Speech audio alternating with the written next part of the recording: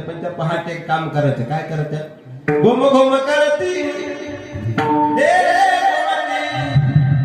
घुम घुम करती हे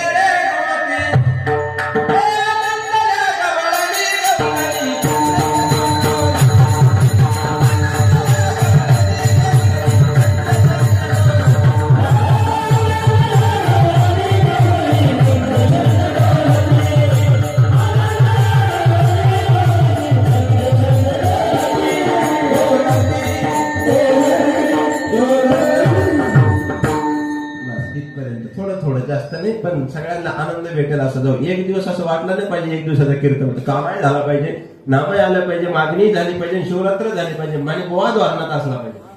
नाही प्रासंगिक कीर्तन निवडले का बरेच जण अभंगावर बोलतात, असे मध्ये येतच नाही अभंगाकडे. मग ती ऐका त्या पद्धतीचा असणारा तो प्रहर आहे. आणि तो सावजा करता शिकार घेऊन असणारा धनुष्याला तीर कमठा लावला आणि बेलाच्या झाडावरती बसला. कुटुंब पद्धती काय असते याच्यातून या कहाणीतून घेण्यासारखं आहे. थोडंसं चिंतन ऐका. प्रसंग असा आवडला चिंतामण मला. त्यावेळेस त्याने असणारा रात्र झाल्यामुळं ते ज्या झाडावर बसला तर कशाचं होतं काय माहित नाही मला.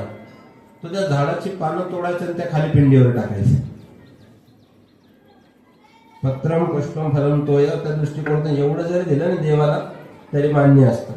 वाक्य कळतं फार गडगंजन फार द्यावा लागतं, काही नाही लागतं. आणि तेवढं नसलं तर तुमचा भाव जरी चांगला असला तरी तो असणारा भगवान परमात्मा काम करू शकतो. काही न लगे बाबाची कारण